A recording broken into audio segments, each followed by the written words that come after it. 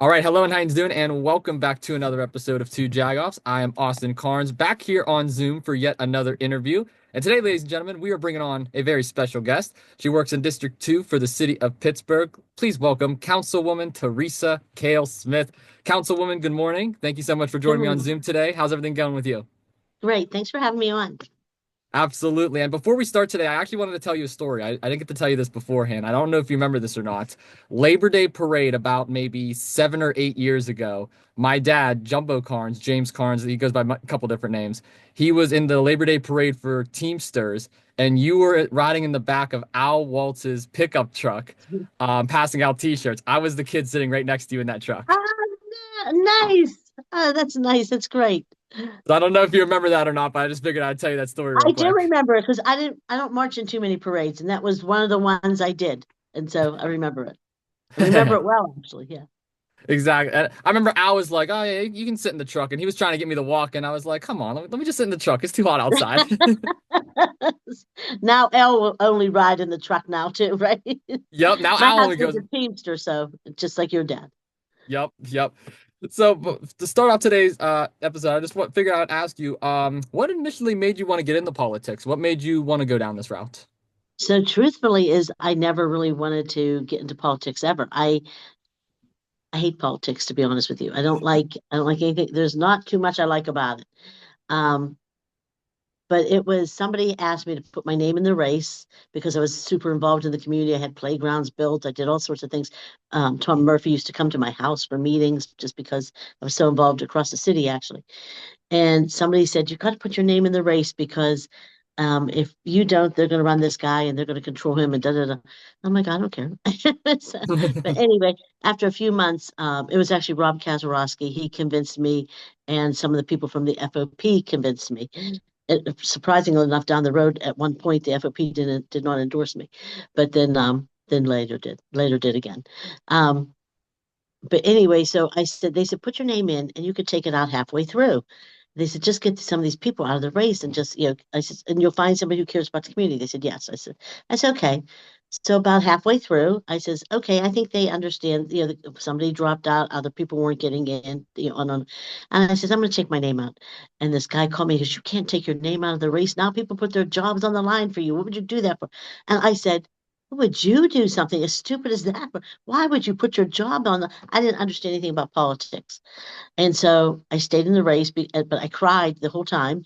And then when I won, everybody said to me, "Why are you so nervous? You got this. You didn't even knock one door. You didn't do anything." And people, just know that how much work you've done in the community, and they're voting. They voted for you. Then why are you so nervous? I said, "That's why, because now I don't know what to do. I don't know anything about serving on city council. I don't know anything about politics." And so I was nervous. I was a nervous wreck. And I remember coming over the West End Bridge and looking at my district and seeing one end of Mount Washington to the other, and I just bawled. And I said, now what? I don't want to let these people down. So that's why. And then after that, I got in, did some work, worked with Luke Ravenstall for a little bit, and then he and I got along, towards the end. At first, he was fighting me. And then when Bill Peduto was running, then he was fighting me.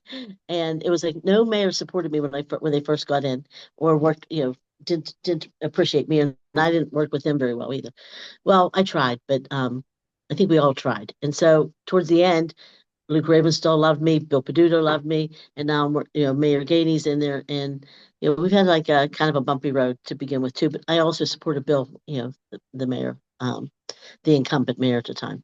So I understand that there's a lot of things that factor into the whole political thing that the world now. And I remember when I first got in, there was something I was working on and it wasn't happening quick enough, wasn't, and I thought, when I get in there, I'm going to make sure I get this done. I'm going to do on and on.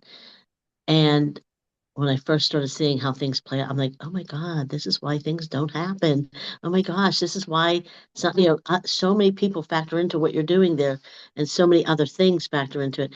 It's not as easy as I'm going to go in and going to do this, and I'm going to make sure I represent this area and do everything I want to do and get things done that my community wants done and done.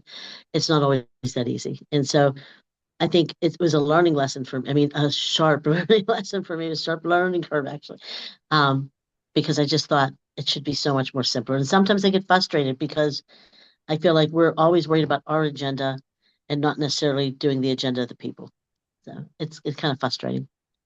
Would you say there's like tribalism within different political parties? Because obviously, not just in this country, but maybe in Pittsburgh as well, it's like a two-party system. It's either like you either have this opinion, you have that opinion, or else you're wrong. Does that kind of get in the way of getting stuff done, especially here in Pittsburgh sometimes? So I can say, for the most part, I actually think all of our mayors have worked with both Republicans and Democrats. As far as I know, they've done because you have to, to get things Mhm. done. State funding and federal funding and all that depends on other working with other parties too. For me, my cousin is a Republican state rep. My other relative was a chair of the Young Republicans for Allegheny County. So I've worked with, so I tell people this story. I have a son who's Republican, who's a police officer in another state. I have a daughter, a younger son who's a socialist here in Pittsburgh, and I have a daughter who's in the middle and says, "You're both crazy." So she's kind of like the blue dog Democrat kind of thing. She goes, votes either way. She votes for people, not necessarily party and issues. She's does a lot based on issues.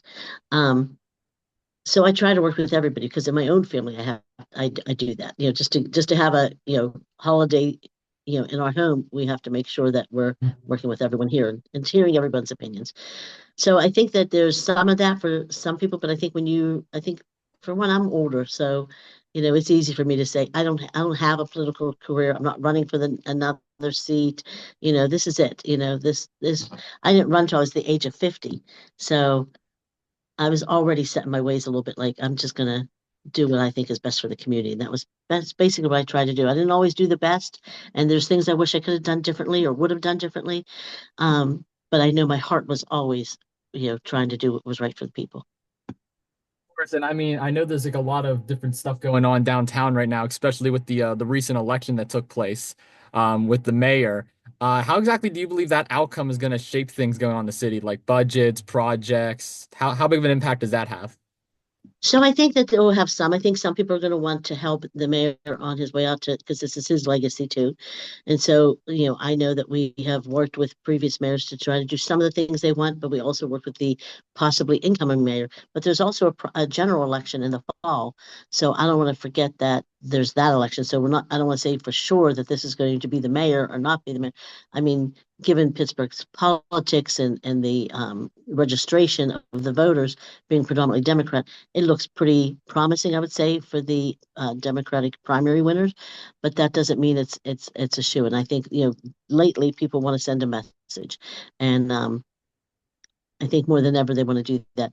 But I also think I think that we'll work with whomever gets elected in November. Of course, and it feels like this time around with the election, like, I'm only 21 years old, so I really haven't seen too many elections or seen too You're as much. old as one of my grandsons. Oh, really? Yes. So I haven't really seen too many elections, but like this one seems more peaceful than others. I mean, I look at like a presidential election from the last couple of years, and it seems like it's been bad blood back and forth. This time around though in Pittsburgh, it seems like it's been pretty friendly with all parties involved. Obviously, there's lots of different views and lots of different standpoints, but it just feels like this time around it's a lot more, I guess, professional. Would you agree with that statement? I don't agree with that statement. I really Really? don't. Okay. I think that there's been a lot of tension. I think that there's been a lot of name calling, a lot of dissension with amongst Democrats. I think that it's been very hurtful to a lot of people. I think our Black community really wanted to see the first Black mayor succeed. I think everybody wanted to see the first Black mayor succeed, and you want to see every mayor succeed because if the mayor's not succeeding, Pittsburgh's not. But I think there was so much tension and so many other people factoring into this election between all the things happening in the Jewish community, things happening or not happening in other communities. There was just too many things factoring in, and it got to a point where I think, and I remember when, to be clear, Mayor again, he never asked me for an endorsement, so I don't feel like I was never asked to endorse him, but I was asked to endorse Corey O'Connor. And when I did, the one thing I said to him was, I don't have any part of these nasty campaigns. If it's going to be nasty, just leave me out of it because I just don't like that kind of campaign. My district doesn't like that kind of campaigning either. They tend to go the opposite direction when they start doing it. And so I feel like there was a lot of tension through this one that didn't need to be because they know one another. They've worked with one another.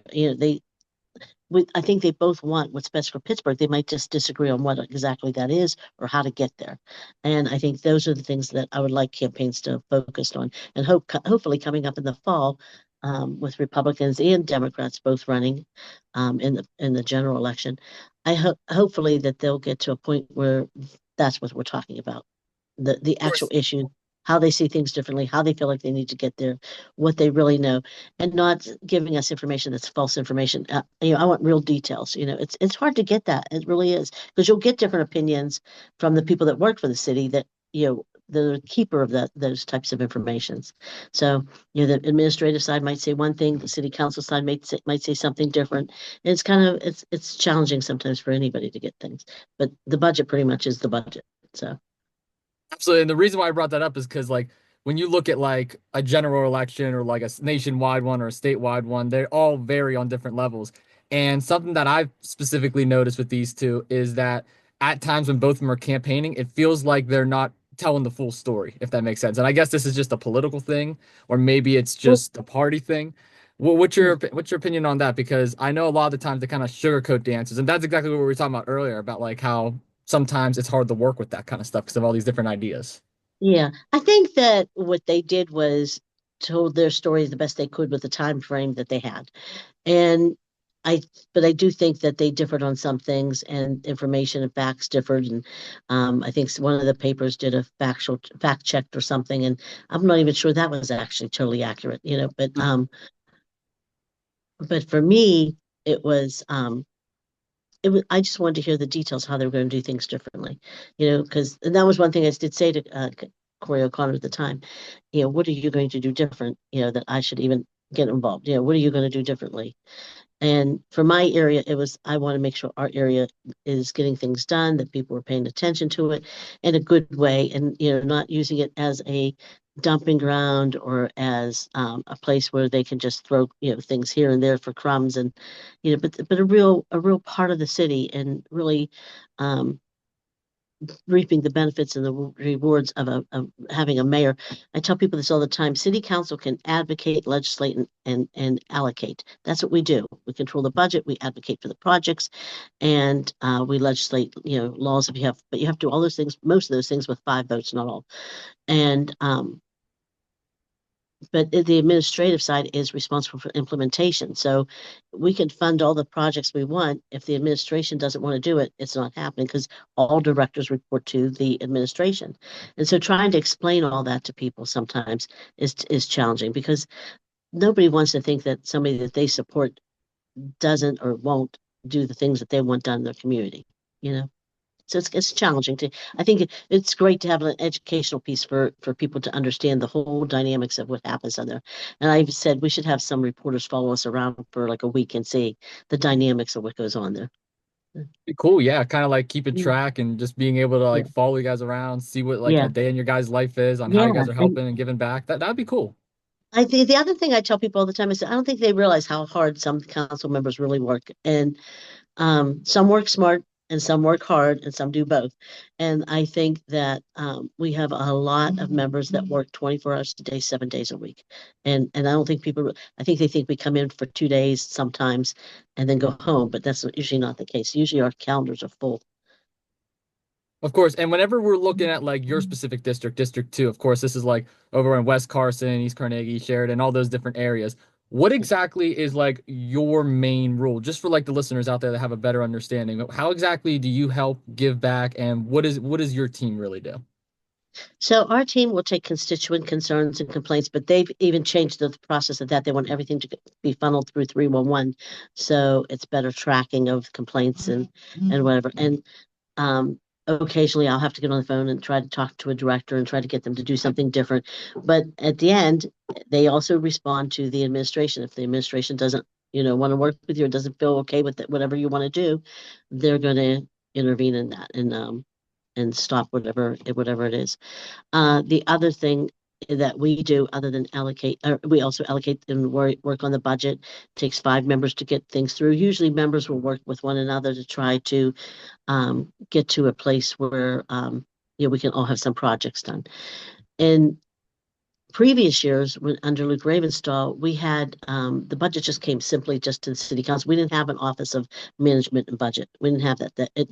We had a finance department. We had city council, and that gave council, I think, a lot more say on the budget because it was nine members had to work together to get come up with. We still do that, and we still have say over the budget, but it's a little bit more. It's more challenging, I think, the way it is now. And I keep saying, I think, with the changing of administration, maybe that's a good time to look at that department and put it back in the hands of city council. Totally. Throughout your time, you've been working on all these different projects and taking care of the budgets and stuff. What would you say was your biggest project or like your favorite or like the best one that you've been a part of throughout your time? So there's been so many. When I first got in, we had about, I think, 10 or 12 buildings large buildings that closed. Um, we had Ferrywood residents were Broadhead Manor. They were flooded out of the community. And one thing I always promised them is I was going to work to get housing so that people can return back to that location. It took 10 years, but we built Cedarwood homes working with, honestly, and how that came about. There's a lot of people that, cut ribbons and talk about it and say stuff, but the reality is Rich Fitzgerald wanted to put in RIDC Park in Ferrywood. And I said, why would my residents want another warehouse if they're not going to employ people from the community? If they're just going to put up with additional trucks, what's the benefit for our residents? And he said, well, what do they want? And I said, well, let's talk to the residents. So we had some meetings, and the housing was a big thing for them. And so we built. So Rich Fitzgerald made that part of the agreement that they had to build Cedarwood homes or whatever. Now he was at the county level, so he didn't take credit or do anything like that. Matter of fact, he kind of stayed in the background. But the reality is, it was because he went to everybody and said, "You want this? We want this project done. You got to get what the residents, give her what the residents want." Because I said to him, otherwise, I'm going to try to hold it up every way I can. Because I said I want the residents to have, what they really wanted. So we did finally do it, and seeing some of the residents that were flooded and forced out of Ferrywood at the time come back, but as senior citizens, because now 10 years later, we're all a lot older. And but seeing them come back, it was so meaningful because I felt like finally something that the residents really asked for that we got done. That was beneficial and adding people because we had actually had people move out from the suburbs back into the city. So that was good too. So it helped our area gain some population as well. That's so cool. And it's nice seeing like a lot of different stuff improve in Pittsburgh throughout the years because as somebody who grew up in Carnegie, I was small town, suburbs, never didn't really know about the whole city life until I actually got to college and went to Point Park University. And being down there as a student and being able to take the G2 in the town every single day, it's cool to see the improvements on that. As someone that's in my shoes there, that's a student. Obviously, there's a lot of different schools down there, Duquesne, Carlos, CMU, Point Yeah, Park. What advice right. would you give to a student that is just starting to go into the city, seeing these new projects, seeing these new renovations, and more importantly, I seeing, I guess, a new regime come in? I would love to say, come look at City Council District 2, number one is what I would say. We have a lot we have one of the areas, we have the most affordability still of all, for homes. As a matter of fact, when they did a housing opportunity fund study, it came back and said we have an overabundance of affordability that we need more market rate housing, and so to stabilize the area. So we're working on that too, and we did have some projects built and we had some upscale. So we've had a little bit of everything in our district because we also represent Mount Washington and Duquesne Heights, which has an amazing view, and Elliott, which has an amazing view. Um, we have a lot of places that have great views that people don't really necessarily know about. Esplen has a great view, and there's a street in Sheridan that has some great views. So there's a lot of places. But other than the views, I think we have a really great community where people generally come together and um, a lot of us really just care about one another. There's just a lot of, community things, activities go on. We have a lot of great athletic associations for young people. We have a lot of great businesses over here. Shiloh Street has an amazing business district. We have Station Square, which is also in our district. Station And we have Square. a lot of jobs. Yeah, we have a lot of jobs. I mean, we have Comcast here. We have two Giant Eagle warehouses. We have um, a UPS facility. We have Amazon. We have there's just so much. We have an industrial section, a couple that. there are a lot of jobs in those areas. Now, with And all we're the close stuff that, to everything. We're minutes from downtown. So I would tell them do that. And I would also say, get to know your elected officials, not just your city council members, but I don't know that people realize how much the state factors into decisions for the city or how much the federal government does. I mean, it's great to get to know all of them on every level. And I would hope that people would get to do that. no, it really is. And this is something that I didn't really start doing until like as of this past year because you don't even know that these people have contacts and they have office numbers and they have emails. Like reach out to them, ask them questions, get to know Yeah. them a little bit. It's really Right. cool. Yeah. One of the things I did when I was first, when I was involved, I was younger, but wasn't young, but I was younger. My son, our youngest son, who's 35, was in grade school, and we were trying to get a playground built. And somebody said, "Well, did you reach out to your city council member?" I said, "Why would I do that? Why would I call him for a playground?" And they said, "Well, because they can help you with this, they can help you with that." And I said, "Well, the property's the school district property, and I know that there's an agreement between the city and the school district for us to use it, for the city to use it." And I said, "But I don't need money from them. I don't need, work from them." I said, we're already working with people doing fundraising and all that stuff." And so finally, after a lot of convincing, I finally invited them over for a meeting. And Mayor Murphy and Alan Hertzberg at the time really helped us a lot. At the time, it was the Westwood Playground.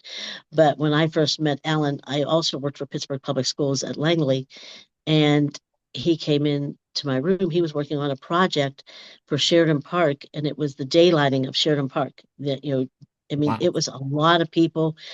There was a street, the Short Tears Creek runs through there, and you couldn't even see it, like not even a drop of water. And he wanted to get that up and running so that people can canoe there and do all sorts of things. That project we finally just did, I think it was like a $4 million or $6 million project with Elkasand, the Army Corps, and other people. Just happened maybe 2, 3 years ago. So that's how long a project takes because he was in office before DNDZ. I was in office after DNDZ. So it was probably about 20 so years ago. And I remind people that West Carson Street was a plan from 1979, and it took that long to get done. And the Hill District's been under construction for 60 plus years. So government moves really slow. And I don't know what to tell people about that because it's just the process of government. But I was glad I had the opportunity to meet people through those projects as a citizen. So, Wow, that's so cool. And yeah. talking about all these projects and all these different things that's going on in the city, where do you see Pittsburgh overall in the next 5 years? I think Pittsburgh is an amazing, resilient city, and I think Pittsburghers are what makes us so amazing. And I think there's a lot of new people moving into Pittsburgh, and I wish that they would get to know one another a little bit, better before. I feel like there's tension sometimes between the new and the old, and I have that in my district in a couple places, but um, like I remember I was putting a dog park in one of my neighbors, Mount Washington, and I had probably about 104, 105 people at a community meeting where a lot of young people wanted the dog park. And as soon as we started putting in, the older people started killing me over it, over the dog park. And I was like, well, we had meetings, before the fence went up would have been a good time to tell me you didn't want it. Um, but anyway, it ended up that we had sold homes there where young people moved in and bought the homes. So it was a benefit. And then the older people started seeing, no, I won't say they're older, more established residents started seeing that benefit. And I think when you have more established residents and newer residents moving in, and they may have very different ideas, it's great to sit down and try to work through those and talk through those. And sometimes it's good for the younger people to hear what the older people have to say, but it's also great for my grandkids, and my kids have taught me so much more than anybody could ever teach me. And I think so. I think it's great listening to some of the young people too to hear the great ideas that they have and the things that they say that inspire you to do better. So Of course, and I I think certainly have. Pittsburgh, I think Pittsburgh's in good hands for the future. Oh, I believe it is too. I mean, it's nice seeing all the improvements that's going on. And someone that I've gotten a lot of advice from has been my dad. And you Yeah, know my dad. Your family yeah, knows my dad pretty well, and he's pretty yeah, big with unions, Teamsters. That's what yeah, he's passionate about. And yeah. I've grown and become passionate of it just because of his passion for it. Not a lot of people understand really the importance of unions, though, especially in Pittsburgh. Why is the union so important? Well, I think it's amazing because I am actually, when I retire at the end of this year in January, I'll be the last union household on city council. And Wow. it's amazing. Yeah, it's really amazing because when I first went, there was, I mean, everybody was talking about unions and doing things for unions and very supportive of unions. And I think my colleagues are still very much supportive of unions. And I'm, and I believe they're only 1% of the city, but it's because the jobs they bring to our residents. It's because of the quality of life that they help people. I tell people all the time, we would not have been able to do the things that we did or have or raise the kids that we did, had it not been for my husband's union job, with the Teamsters. And Of so I course. think that, yeah, so I think other people have those same things going on. And I don't think it should be such a battle. I think people should want to pay great wages and want to pay health benefits and want to give people a great quality of life. I understand the bottom dollar and I understand that, all that, those sorts of things that, a business needs to run. And I don't want to impede and force our will on everyone, but I do think that we should have conversations about how we can do those things with working with unions. And I think there's a lot of great unions doing some of those things right now. You were talking earlier about retirement. What are the plans for retirement? Do you have any things on the calendar yet for it? Uh, I am actually going to spend time, hopefully, with my grandkids. My mother just passed away about 3 months ago, Oh, I'm so um, sorry for your at, loss. at 103. So my initial Wow. plan was I was going to spend more time taking care of our mom because we all pitched in and took care of her. And I wanted to see my grandkids a little bit, more because I have two in Virginia and I don't get to travel there as often as I'd like. So that was my original plan. But now it's the grandkids and seeing my kids. I mean, I love spending time with my kids. I love spending time with my sisters. Um, I don't even remember. I told somebody, I said, I don't remember the last time I went out with a friend, just friend without business related or anything, because I'm so tired by the end of the day. And so I'm going to do some of those things, catching up with friendships and um, family and things that I missed for almost 17 years. That's amazing. That's amazing. Well, my condolences go out to you guys first and foremost. Thank you. And Thank and you. She second of lived all, an amazing life. 103 is pretty awesome. That's pretty long. Yeah. She was pretty awesome. I told people her memory was better than mine. She'd remind me all the time. One day I walked in and she said to me, but when I knew something was going on when I walked in and she said, "Where's Theresa?" And I said, "Mom, I am Theresa." She says, "No, the other one." I said, "If you're looking for the young, skinny one, so am I. She's gone." Oh, that's hilarious. So do you have any, Yeah. I guess, like major vacations planned? I'm assuming you're probably gonna want to get out of Pittsburgh after been working on it for so long, just for a little bit. Actually, I probably the only plans I have ever going anywhere ever is just to see my grandkids. And so Just to see the grandkids. other than that, I don't like to travel. I don't do any of that stuff. So So, well, speaking I of don't like Pittsburgh, driving with Tom. I have to tell you, I don't like driving with Tom. My head went through the windshield once when he was driving, so I'm kind of like, I don't know. oh my, Tom's Yeah. one of those drivers, huh? Yeah, well, you know what? I had we had just left a meeting in Mount Washington for a traffic meeting about the traffic and the drivers, the way people were driving. And somebody called me and I said, "Wait, let me see it." I had to take off my seatbelt, look for the paper. Went to the back, turned around, and my head went. The car was coming right at us. An SUV came right at our car, and my head went right through the windshield. And so I lost part of my memory with it. So people come up to me all the time and they're hugging me, and I'm thinking, I don't know who they are, and I don't want to tell them I don't know who they are. So Oh, it's hard to be in this situation and then lose part of your memory. I mean, I gained some of it back, but I still have a large. I said to somebody, it was going before that car accident, though, to be honest. Um, so it's hard sometimes when I said I don't like the ageism, and I feel like it's one of the last acceptable forms of discrimination, that people think it's okay to, say, oh, they're old, they need to do this or that. And watching, the way people talked about Joe Biden, and I just thought, geez, I mean, it was just awful. And I said, I feel sometimes that, they kind of feel like when you're older, you should, leave politics. And if my memory was better, I would disagree. I would disagree because I think there's a lot for institutional knowledge. And we have a lot of people in the city when they left, they took all that institutional knowledge and, like Dwayne Ashley and Rob Kazarowski and some really amazing people that knew a lot of things, the way the city should operate and why we should do things this way or not do things that way. Um, and it's hard to learn those things all over again. So I think older adults bring a lot to the table. mhm. So on this podcast, we usually talk about sports, and this is kind of like a different episode. We're doing something a little different, talking politics today. But I do want to at least just have one sports talk if you don't mind.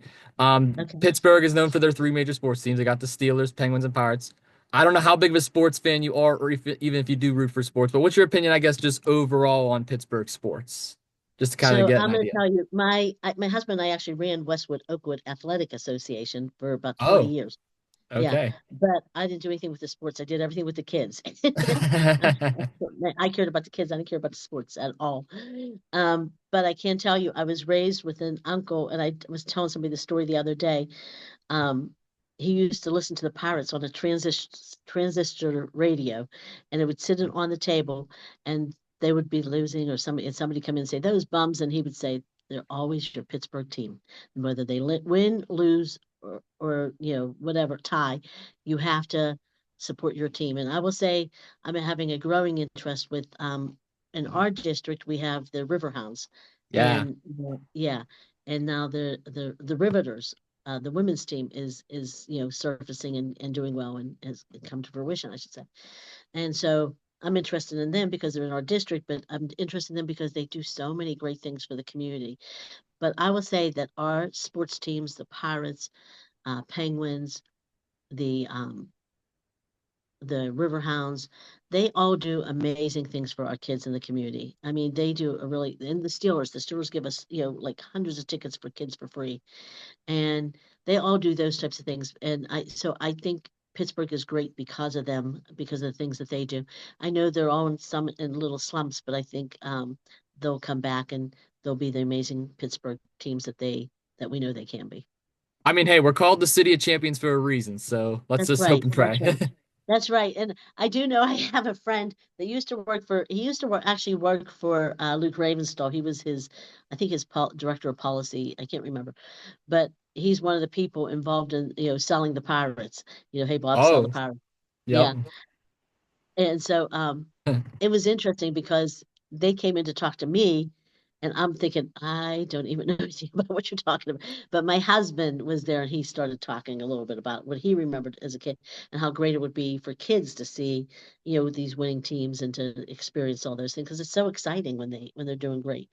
But I think we have amazing players. I don't like talking negative about them. I know the Steelers in our district, we have the Jasmine Irie campus, which was four buildings. When I mentioned we had buildings, a lot of buildings that were vacant, four large buildings. There were school buildings, church, convent.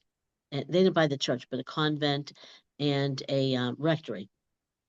And the two school buildings became the Porters bought it. Joey and Christy Porter. They purchased those buildings, and they bring the Steelers there for so many things. And Jerome Bettis, Mike Tomlin, uh, just a lot of good Steelers that have foundations or do different things. They come there and they help those kids, and a lot of the kids have kids with varying abilities. So it's great to see them do such amazing things for people that may not really even know about their sports history or care, but they are there for those kids, and it's amazing. And it's great for Sheridan. Sheridan loves seeing like celebrities coming through Sheridan all the time. No, that's so cool. It's so cool being able to see them give back to the communities and such. Yeah, it's But great. It's great. I do have one final question for you today before we end off today's episode, and it's actually a question on behalf of the other Jagoff. This is called Two Jagoffs, and my buddy Lucas Coons could not make it. I So wasn't sure if you were calling me the other one, so I was no, thinking, I no, don't know about that. no, you're the honorary Jagoff, not the main Jagoff. But no, Lucas Coons, my co-host of the show, could not make it today. He's actually just graduating high school this week. Oh, nice. Congratulations to him. And he wanted me to ask this question that I asked to pretty much every guest we bring on, and that is, what is your go-to restaurant? It could be one in Pittsburgh, it could be one in your district. Do you have a go-to restaurant that you would like to shout out? So I do have to say, I try to support only District 2 businesses because I feel like they invested in us. I want to invest in them. So for the most part, we go to just District 2 restaurants. So any place in District 2 just about is a great restaurant, and great places. But we generally go to Blinky's, which is right down the street from Yep. us, almost, 2, 3 times a week. Here, I'll give you one too in District Or 2. Right, Sammy's. Sammy's? Okay. Here's one in Station Square that I like, Home Run Harry's. That's one I always go to. Oh, nice. Good. That's in my district. Yep, I love Home Run Harry's. I'll walk right across Smithfield Bridge when I'm at Point Park, I and I'll don't go think right I've been there. to that one. I don't think we've Here- been to that one. I'll have to go down. It's a good one. It's mostly bar food, but I mean, it's pretty good. Yeah. Well, that's what my husband like. Yeah. We'll try it. All right, We'll cool, have cool, to meet cool. you and your dad there. Well, I'm down. We'll do Yeah, it. you bring that jag off, okay? I'll bring the hat. Well, Councilwoman, thank you so much for joining me on Two Jagoffs today. I really appreciate you taking the time out of your day to come and speak with me. Was there any final words that you would like to leave the listeners before we end off today's episode? No, just thank you for the interview and for your interest in Pittsburgh. And I hope that people, if they get a chance, will check out District 2 and our amazing businesses. Of course. Thank you again so much, Councilwoman, and thank you Thank all you. so much for tuning in to yet another episode. Until next time, we will see you in the next one. Peace.